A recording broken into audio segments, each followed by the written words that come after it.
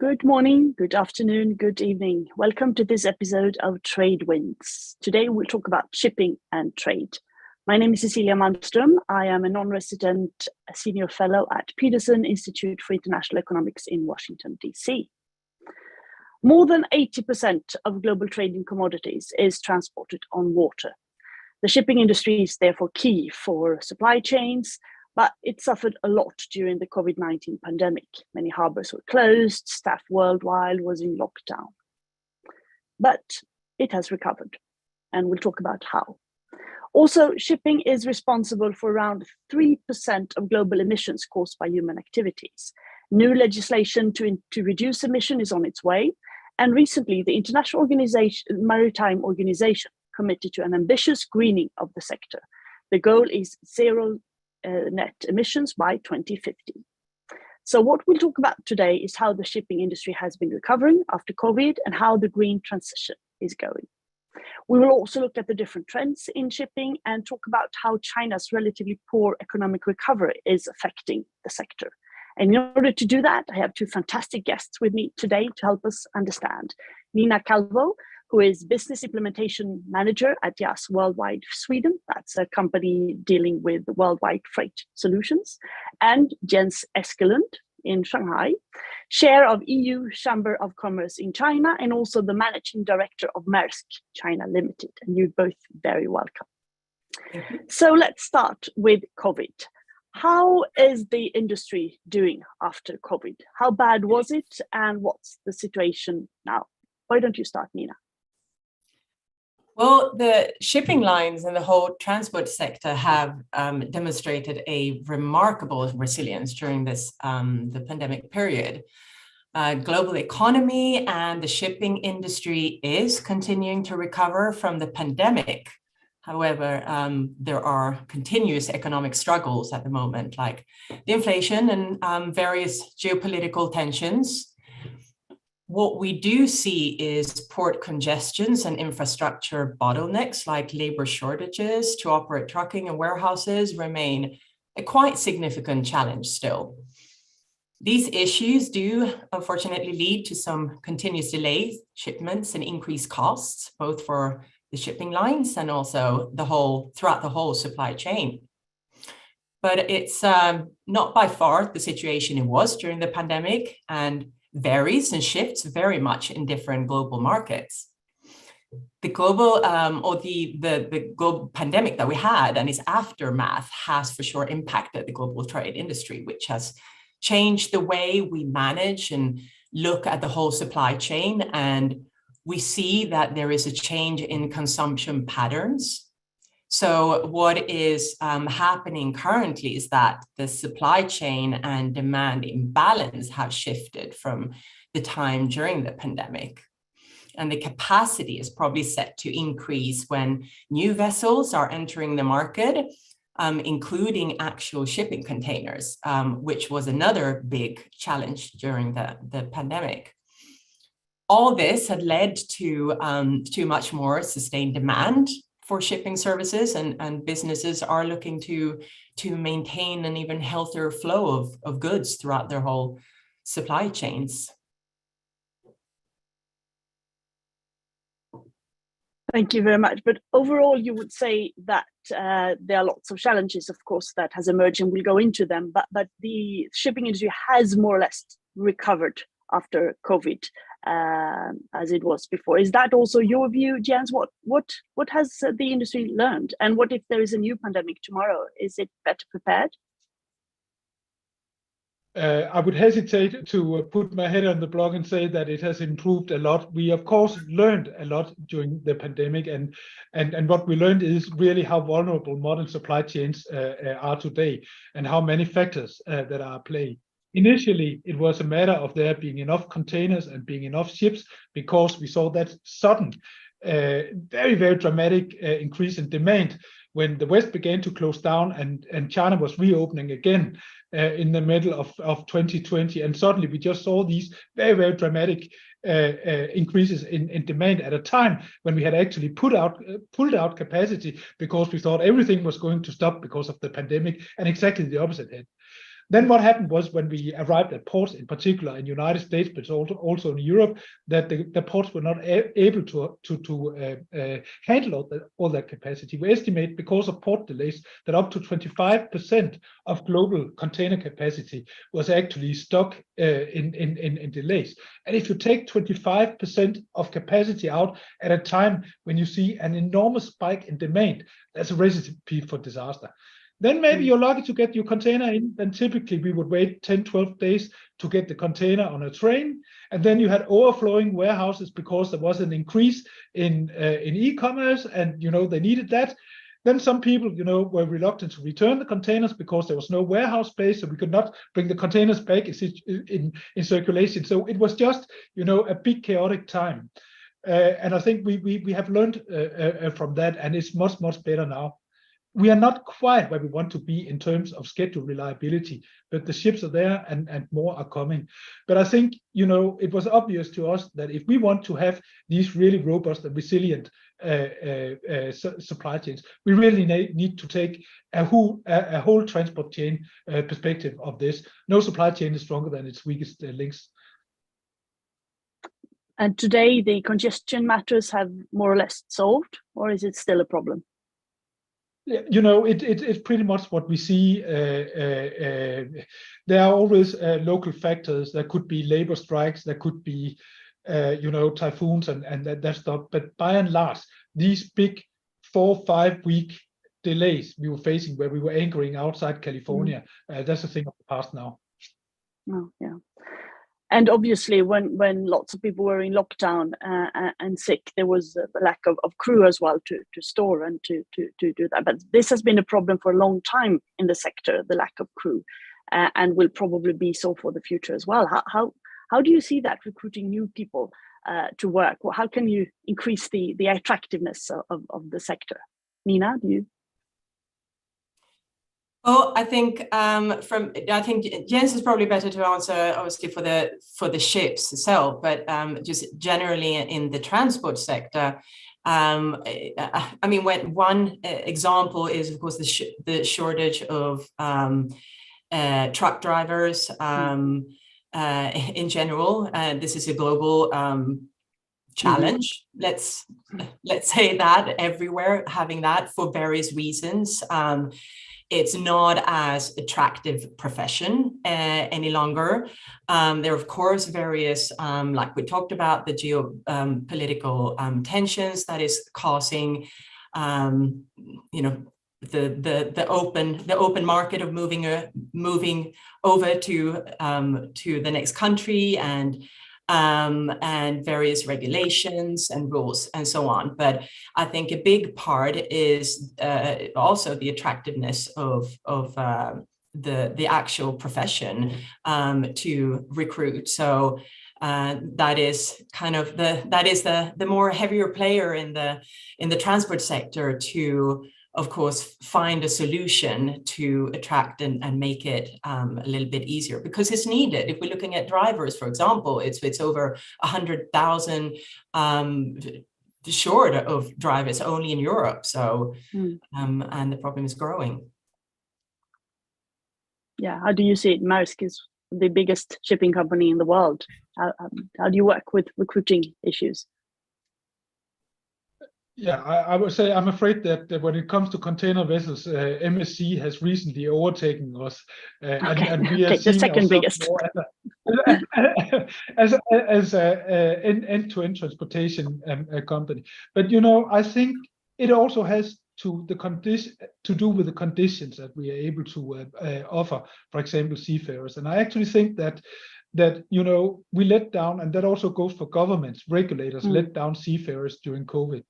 It became exceedingly difficult to do crew changes around the world, and we have had some companies that have not been able to change their crews for 6-9 months, up to a year, and enduring really hardship, because there was no port that would be willing to change these seafarers, and that has been a horrible experience, and it came at a very high cost to many of our seafarers. And I think that's one thing that we need to take a look at. How can we avoid in the future, if heaven forbid, something similar happens, that we can avoid that. I think you're right. We are seeing even in China now that it's becoming harder to recruit seafarers. You know, young people in Shanghai, they think in the same way as young people in Gothenburg or Stockholm. You know, they don't want to spend 3 months on a ship.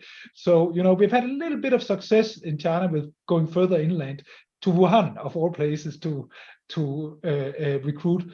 We see also, of course, other places have traditionally supplied seafarers. Philippines and India are places that continue to supply. But you're right, it is an issue. But I think we also need to look at, I mean, how can we do it more tolerable and eliminate these situations as we faced during COVID, which is simply, that was not good enough in the way we were able to treat our seafarers. Yeah, huge problem. And in addition to this, you also mentioned the geopolitical tensions in the world that is obviously affecting the shipping industry a lot. I mean, we have Russia's terrible war in Ukraine, where the shipping of grain has been a very hot political potato, and of course not asking you to comment on the details there, but it is affecting the sector, both when it comes to the security matters and also when it comes to routes and more general geopolitical pressure on this. How is that affecting the sector, also when it comes to trade? Anyone? Nina? Or Jens, you want to start? Yeah, I mean, one obvious thing is that we have had to divest, and really we couldn't do anything else, divested all our activities in Russia. We took a hit of, I think, around $700 million or something to do that. We also saw, and you know, maybe that was something that Mr. Xi and Mr. Putin talked about, but Putin pretty much took the belt out of the Belt and Road Initiative by making it unfeasible for a lot of us to use the railroad to Europe, which had actually proven to be, you know, very helpful during the COVID crisis. But that is simply not something that we can do today. So regrettably, that one also we have to let go. Most of the grain is moving by bulk, so that's not a container. I think someone that has been suffering, for example, are companies that have been exporting to Russia, for example, fruit from South America. We are not able, and we don't want to serve Russia today. Unfortunately, when you do these things, there will be people, unintended consequences. And these are, for example, people that have their livelihood dependent on exporting into a Russian export market. But really, in our view, it couldn't be any different. Nina, do you want to comment this? I mean, we've seen trade patterns that when you can't buy grain from Russia or Ukraine, there's suddenly been an increase in buying grains from Latin America, for instance. So there has been a diversification of this, and has the industry been able to sort of to respond to that in a quick and efficient manner? Well, I think yes is the answer. It's the industry is, as you're saying, very resilient, and we're very flexible and adaptable, and the whole situation in general, whether it's been because of geopolitical tensions or consumption patterns in general, yeah, we have been able to shift it, and I mean, we see that manufacturers have become a lot more aware of, for example, near sourcing and having multiple factories in different regions of the world to cover certain risks. So, well, this is the buzzwords in trade policy: near sourcing and home shoring and decoupling and friendshoring and so on. And of course, as a lot of this contain commodities, when we talk about commodities moving around the globe with a lot of geopoliticals in that also means that the shipping sector has to be extremely flexible to live up to that. On the other hand, what politicians are talking about is one thing, and what's happening on the ground is, I mean, there's a certain delay, obvious, but do you see those patterns changing dramatically not only since the war, but also because of the different geopolitical situation and the discourse that we see on a political level in the US, in Europe, but also elsewhere? yes. Oh, yeah, Jens. Yeah. Yes, but I think it's very important that we also keep the right perspective here. There's a lot of talk about nearshoring and de-risking and decoupling, but when we look at the figures, China had the largest share of global exports ever in 2022. And when you look really at trade imbalances, both the United States and Europe had the biggest trade imbalance with China ever last year. Europe exported 230 billion euros worth of goods to China. China sent 600 billion worth of goods the other direction. So it's almost 1 to 3 in value terms. And that discrepancy actually increased dramatically during 2022. So to me, it looks like if there's any decoupling or de-risking going on, it's actually China de-risking, decoupling from the West, and not the other way around if you just look at the figures. There's another thing that we see right now. Yes, the Chinese exports numbers to America are declining, but we see then at the same time export numbers from China to Vietnam, Cambodia, Thailand, Indonesia, India, what have you not, growing by 20-30%. And a lot of that is not because they suddenly have a lot of money they can throw around on consumer goods in these countries. A lot of it is components that are then being assembled and then set on. So you can say from a sort of logistics shipping perspective, there might even be a slight upside, because before everything was just made in China. Now it has to go for final assembly in some of these countries and then being shipped to United States. So it's not necessarily just a negative. And I think also that we might be fooling ourselves if we think that what is happening now, because exports from China to United States are falling, that it's actually, an expression of de-risking. We still see a lot of the components still being made in China and then just being assembled, which means that, in terms of real dependency, nothing much has happened. I actually think that the story here is not so much how export numbers to Europe and United States are stalling. I think it is basically how Chinese imports figures from Europe and United States have not moved at all since pre-COVID. I think as an industry pre-COVID, every time Europe sent 1 container to China, 2.5 containers were going the other direction. That ratio has actually increased now. So I think for the first months as an industry, it was more like every time Europe sent 1 container to China, 3.7 go the other direction. That's a dramatic shift in China's favor, and I'm not sure it's sustainable. Do you want to comment on this, Nina, or on the general changing patterns? Well, I can only agree with Jens in this. It's and I think we have to remember this is constantly going in moving in cycles. Of course, the patterns or whatever happens. So it will continue to shift,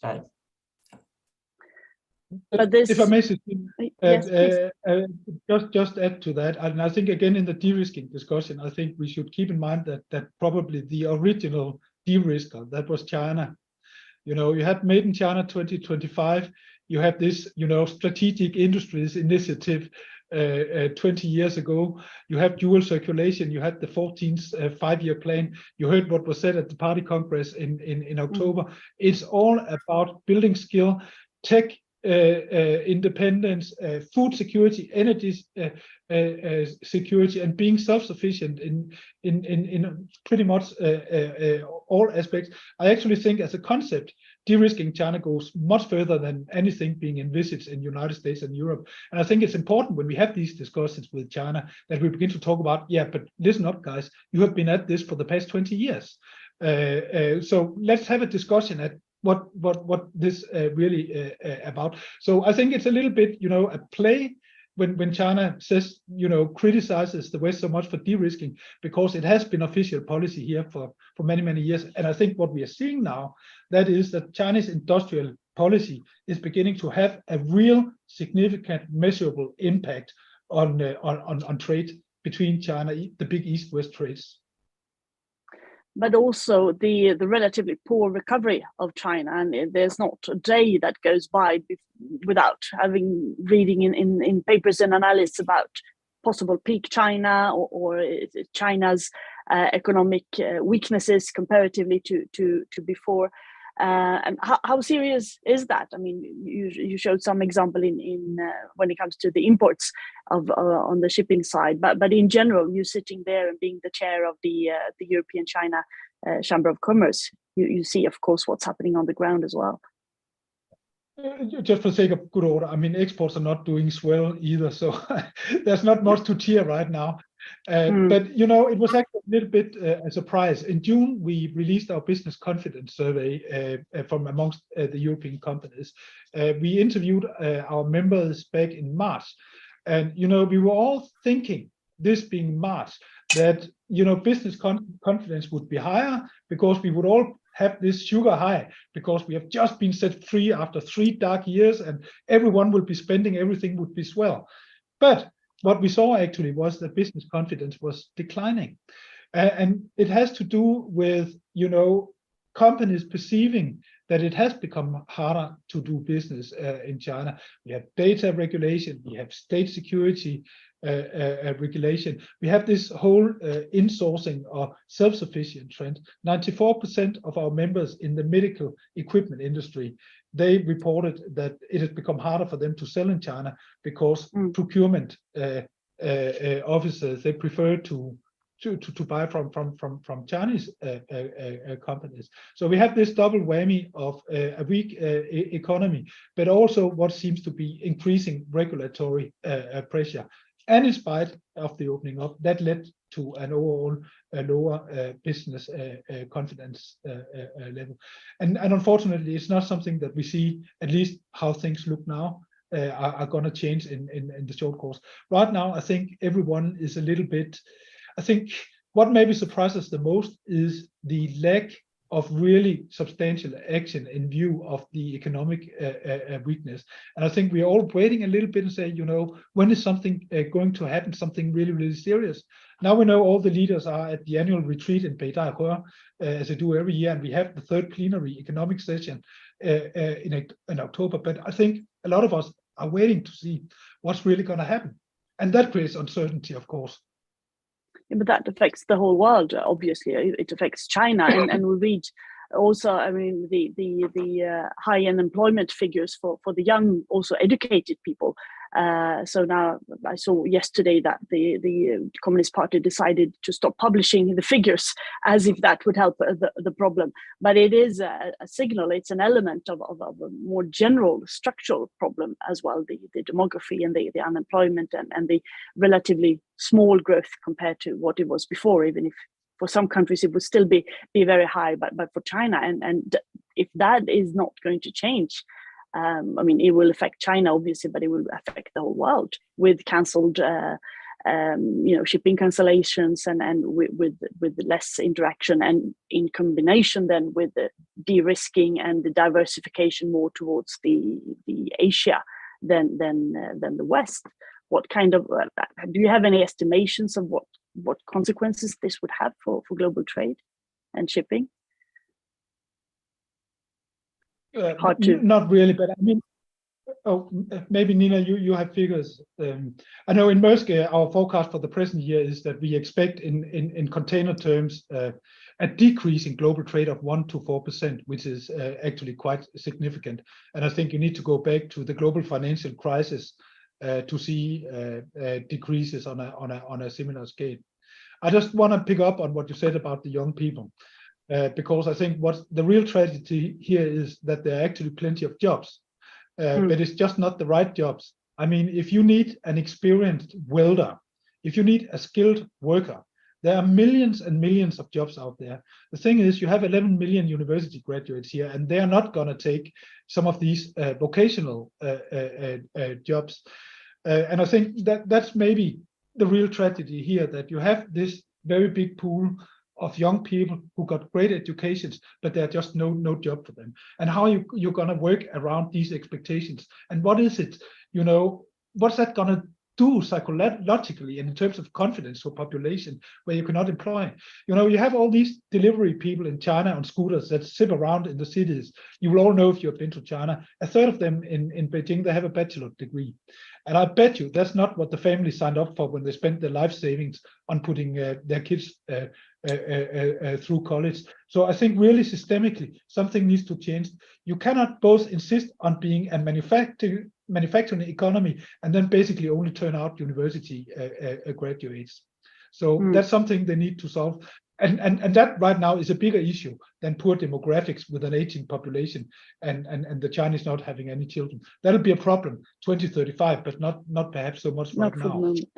But I think this is an issue globally, everywhere. This is not just China. That I mean, at the moment, it's a lot of private entrepreneurs are reluctant to invest, and so that's one part of it. But just what Jens is saying, that there are a lot of jobs, but like we were talking about before, we say trucking, for example, as one example of many, that the jobs are there, but you got to find the right people and make it attractive, and it's a whole balance that is not really working, and I think this is generally a problem globally. It's very interesting, Nina, what you mentioned there about trucking, because I think it's almost impossible to find a trucker below the age of 40 in China today. They simply don't want to do it. No. And I think that's one of the reasons also that in China they are really betting on autonomous driving. And I think that could, at least in logistics, become a differentiator for China. And I think that's one aspect maybe where Europe is falling behind. And because we don't have the same sort of willingness to move forward on that as they have in China, and find solution to what is a real problem right now, creating real bottlenecks. Interesting. It is indeed a problem in Europe as well. We saw that during COVID, and we saw that after Brexit as well. But the shipping cancellations in Chinese ports and the possible trends there, of course, it's still very early to measure the real consequences of that. But are there any estimations of how this will affect the shipping industry in the future? Not really.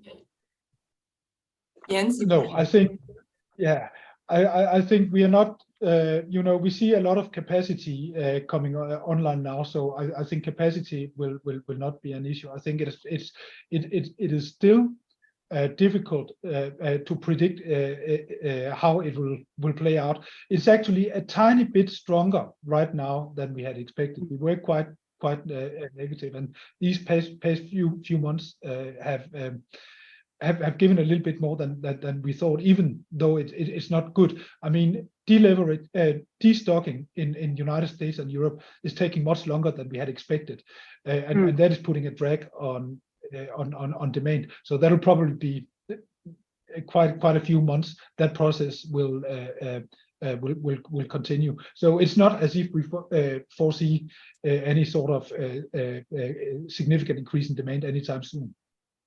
No, and the price for a container has certainly gone down quite considerably. Yes, and that's another thing. It has been 2 years where frankly shipping companies have been making astronomical money, but it comes after 12 years of making no money, and I think it's actually rather unhealthy that you have these cycles where you make no money and then suddenly you make a lot of money and then you make no money again, because the assets a ship has to sail for 20-25 years. And a port concession maybe is 50 years, and you're not going to make these investments if you don't know what your cycle is going to look like. So I think a higher general level without the spikes would actually be better for us, and I think for our customers also. And I'm sure Nina can also recognize that it's not healthy when you have these enormous volatility in pricing. Certainly. Yeah. One other thing thing that happens. Yep. When shipping lines cannot make money, it means that they do not invest in extra capacity. Pre-COVID, typically, I believe an airline would need to have a utilization of their seats of about 65-70% to break even. Shipping lines would have to go up to 90% to break even because the margins were so slim. And if you need to go to 90% utilization to break even, then clearly, if there is a spike, as we saw during COVID, where suddenly demand increases, then there's no way that we can recover it. There's another thing, a factor at play. In Shanghai, for example, 40% of the containers that are booked, they typically 25 to 40% of the containers, they never show up, and there's no penalty. And then when you have a spike in demand and all the containers show up, of course there will not be space. So there are a lot of inefficiencies we can look at trying to weed out for the future. One other factor that of course plays in, and where the shipping industry needs to do a lot of investment in is the whole green transition. I mean, the shipping industry is responsible for more or less 3% of global emissions. And according to estimates by the European Commission, if nothing happens, this could increase with more than 100% to 2050 if there is no action. And then earlier this summer, the International Maritime Organization have committed to set a zero emission by 2050, and quite ambitious timetable and action plan for that. How is that going to happen? What's your view, Nina? How is the green transition going in the shipping industry? Well, I think the whole industry in general is around 8% of the CO2 emission, and we're 12% if you include warehouse imports. But so the industry does have quite a few challenges. I don't think it's all quite that dark yet. A lot is being done to meet the goals of a bit healthier planet. And you mentioned the International Maritime Organization, the 22 sulfur cap and the carbon emission reduction targets. It's prompted a lot of shipping lines to invest in more sustainable practices. And I think the challenges we have is that these investments, while necessary, may increase in a lot of operational cost and put further financial pressure on the industry.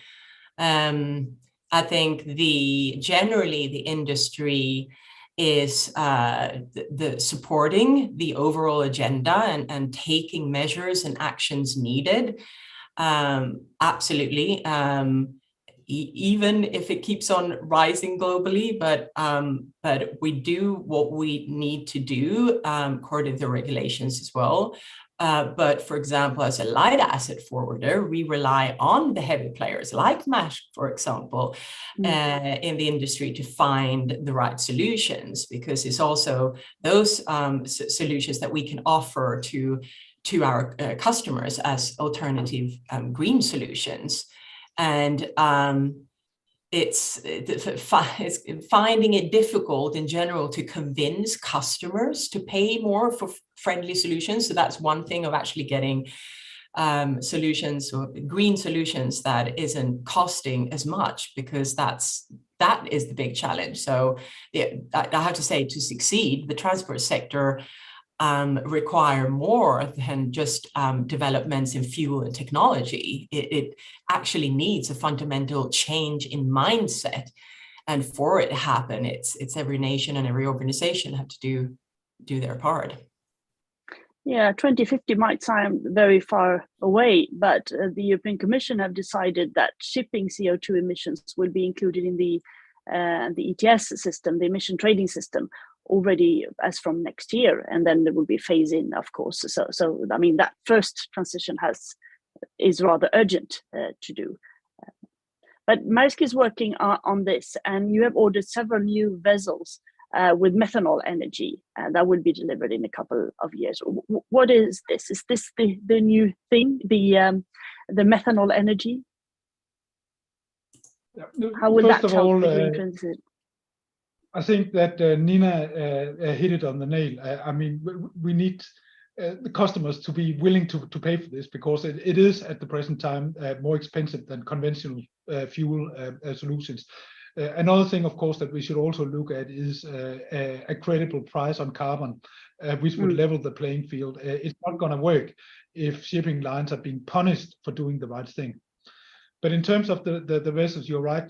Green methanol is what we're looking at in the near term. And actually, we have now the world's first green methanol container ship is on its way to Copenhagen. It was delivered from a shipyard in Korea in July, and we have 24 more on order. Some of them very, very big. So this is real. This is coming, and you know, the big ships will begin to take delivery of from January next year. So this is very, very soon. The technical solutions are there right now. What we are struggling a little bit with is getting enough fuel. Again, the fuel is easy to produce. People have been making methanol for ages. It is making green methanol, biomass based, certified in the right way, and ensuring that it is really CO2 carbon neutral all the way through ramping up that production. But it's coming. I mean, last year 1% of vessels, container vessels on order were methanol ships.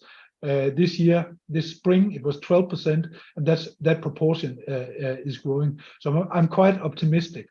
I should say also our initial, when we set the goal in 2018, was to become carbon neutral by 2050.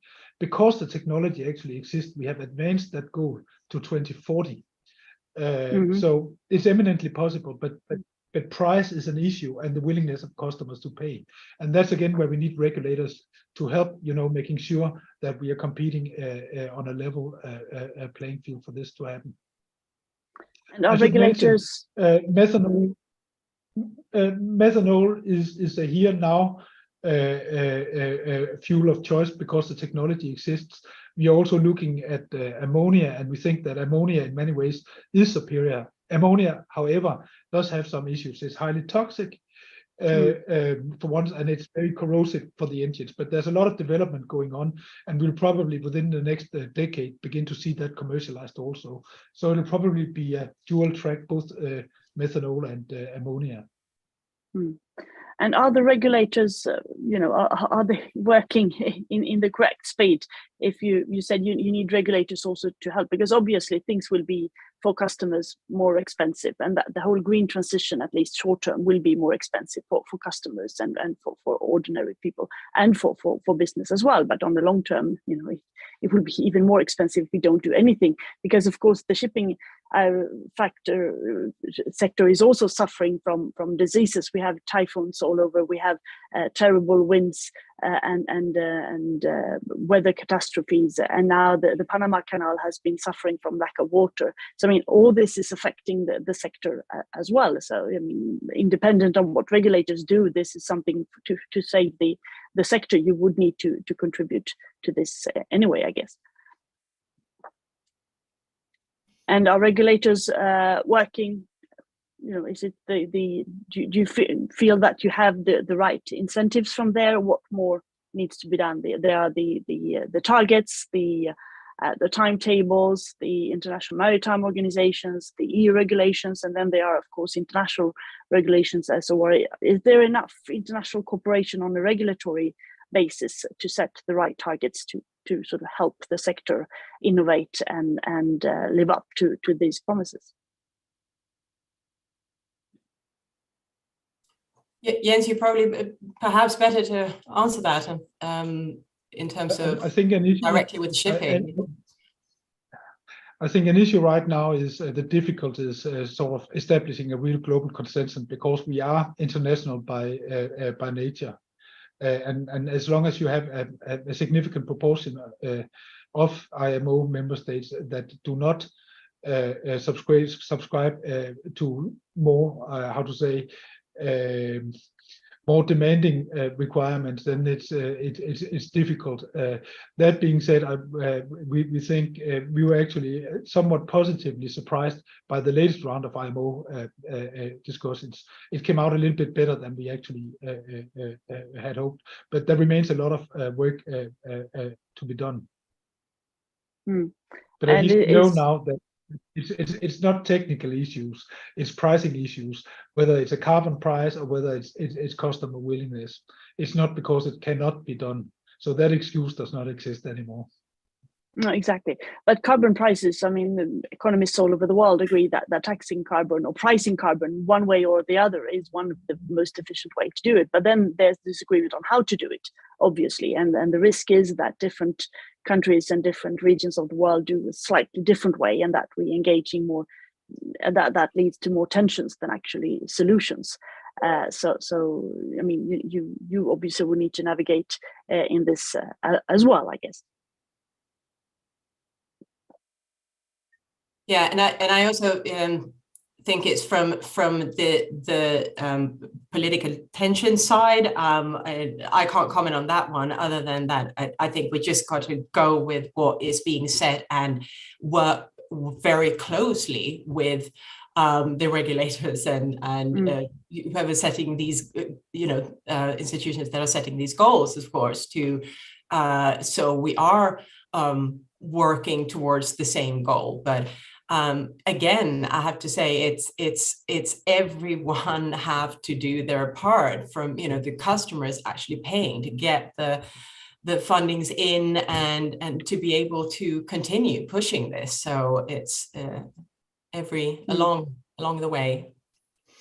And if we look at the broader challenges of the shipping sector, I mean, we talked about the geopolitical tensions. Obviously, the green transition is there, but we also have the whole digitalization and the artificial intelligence. How could that sort of help in the sector when we come to maybe addressing security issues or combustion problems as well? Is this do you see more possibilities here, or is the sector still not really prepared for this? I think we have a bit of way to go when it comes to it. You mentioned the AI, for example. Yeah. There is definitely a potential in AI monitoring and managing port congestion, for example. It's there already. Again, it's investing in all of this. It's no one has to pay for it. The algorithms could be trained to assess and predict any levels of congestion, for example, and to help ports identify critical situations and take any early action to ease congestions before it spirals. So to help in situations that we have been in. And there are plenty of businesses today that are using this technology for managing, for example, stock levels in their warehouses. So absolutely, but I believe we are a little bit behind and need to invest in various areas there. But it is happening. How do you see it, Jens? Yeah, I completely agree. We have perhaps been a little bit laggards in that respect, but a lot of us are investing right now, and we think that maybe the whole COVID situation and the whole focus now on supply chain resilience is something that sort of adds to that momentum. We're using it to create better visibility across supply chains. And again, and predictability, also rerouting when we have issues. So there's really a lot of development going on right now, but I think we have only seen the beginning. Interesting.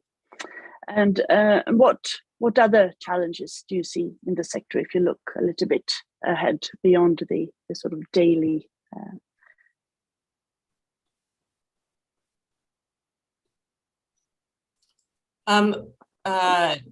Yeah, I can start.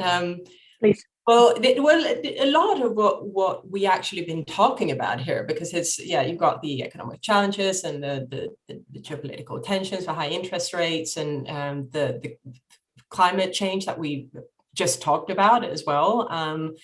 That it is getting more and more severe weather conditions, so it is a huge challenge, and I think also managing that whole part of the supply and demand imbalance, which we also seeing now, and which drives the freight rates both up and down depending, and I think, and exactly what we just talked about in terms of the digital technologies is a general challenge in the shipping or the industry sector in general of I think embracing that digital transformation. It's increasing demand to invest in that, to develop data analytics and strategies to improve efficiency and reduce costs and so on, and support more sustainable shipping practices across all border.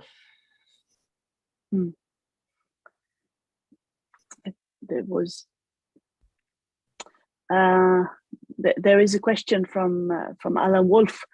He asks, what is the medium-term outlook for the level of global trade? Slower growth or not? If impossible to say, what are the key factors to look at?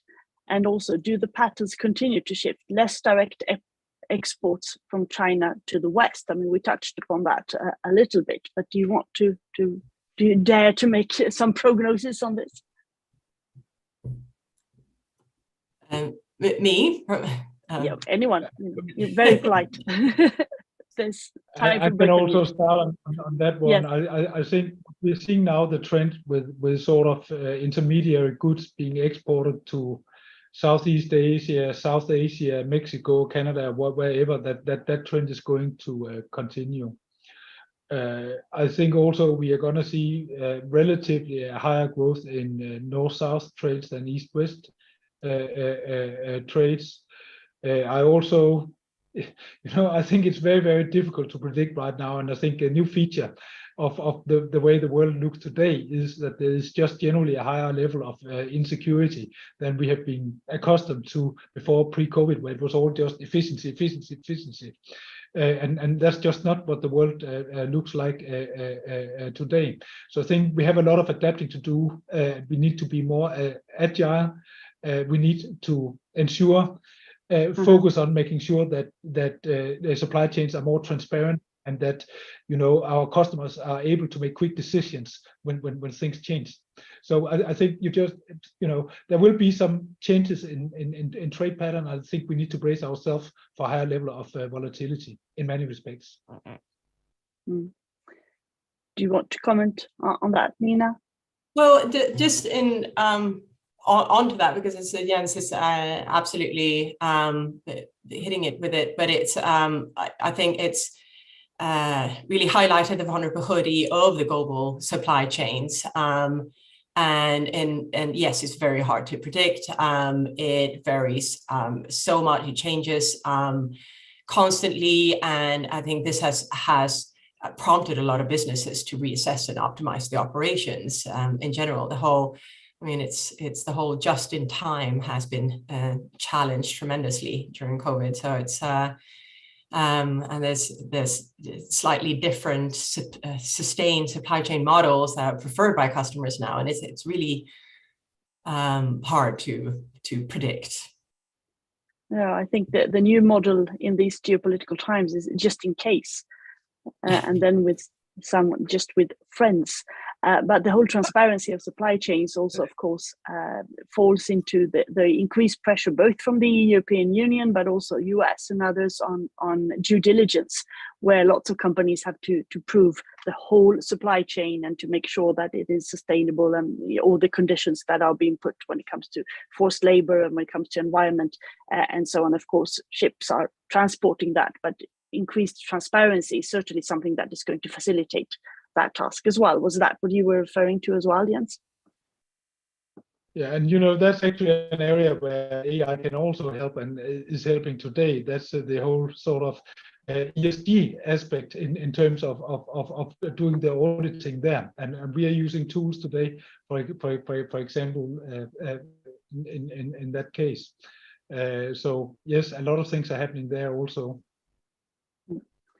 There is another question here from Mark Chokola saying, is the Chinese-Korean duopoly on ship constructions likely to persist? It's a very specific question. Is something you want to comment on? I would think so. And again, they compete in different ways than we have been used to in Europe.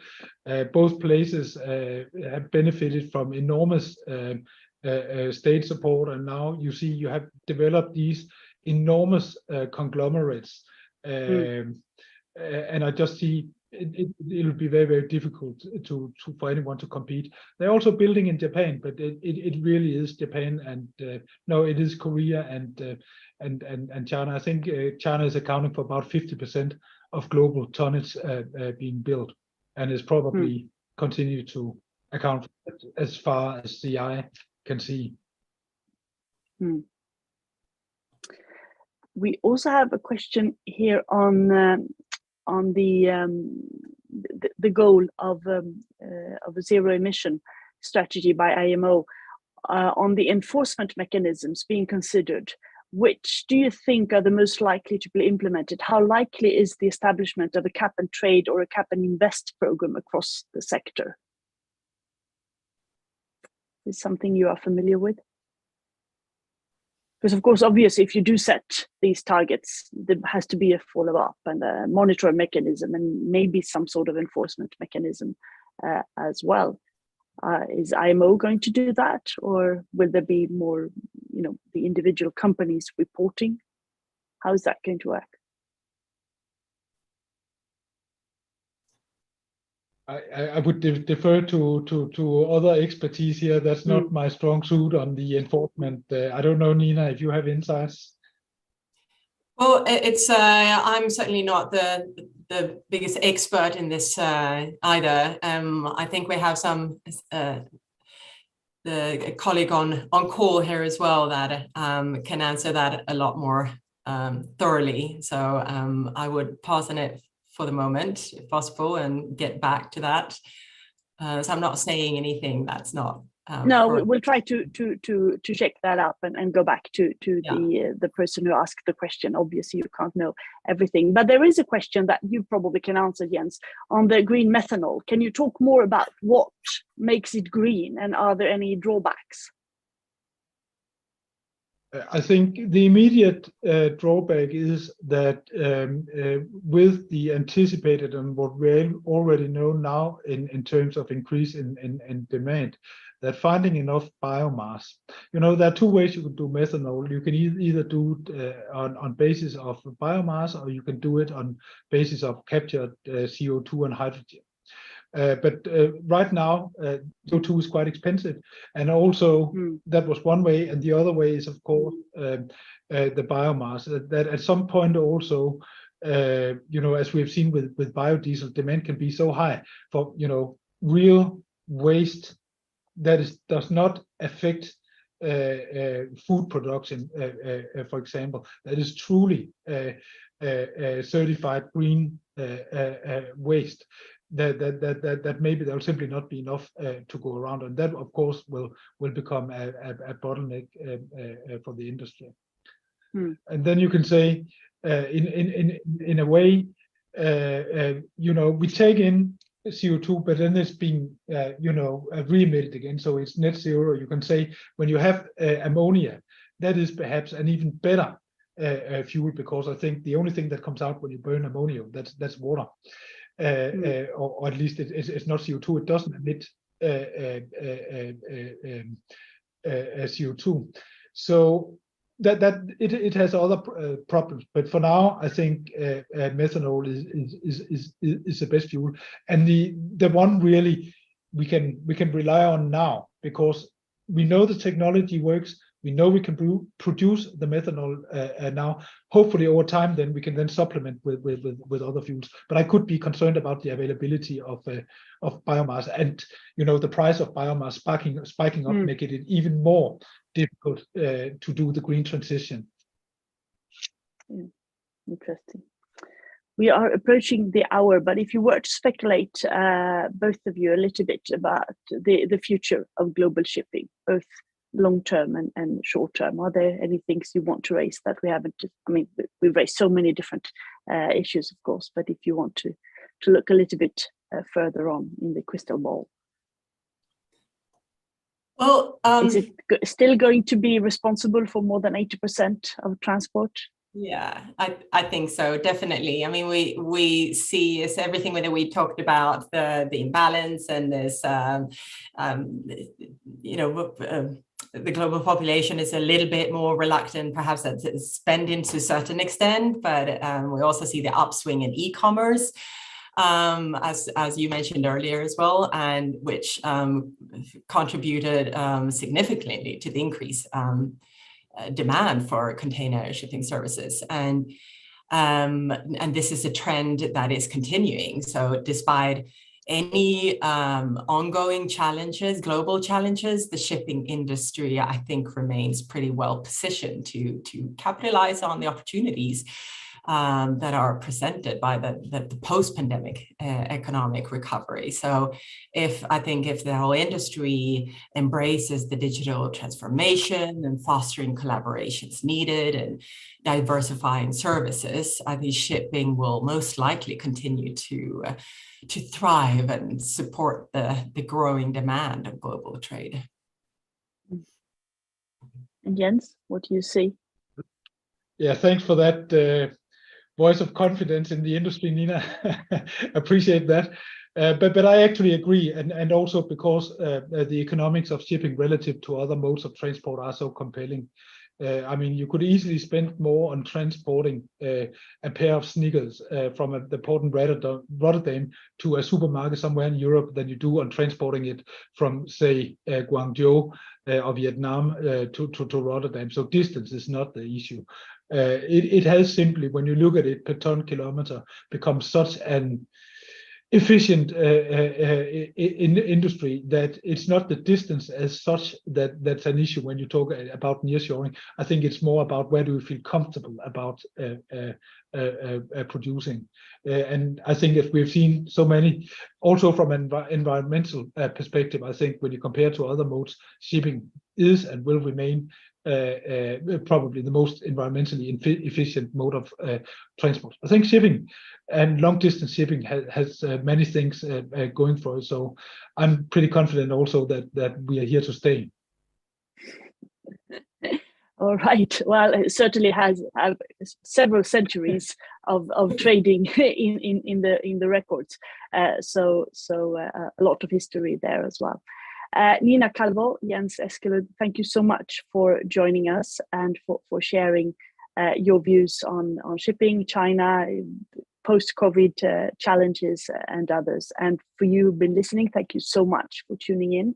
We'll see you again in September. We will send live from the public forum in Geneva in September, talking about the WTO. So have a nice evening, afternoon, wherever you are. Goodbye. Thank you very much. Bye. Bye.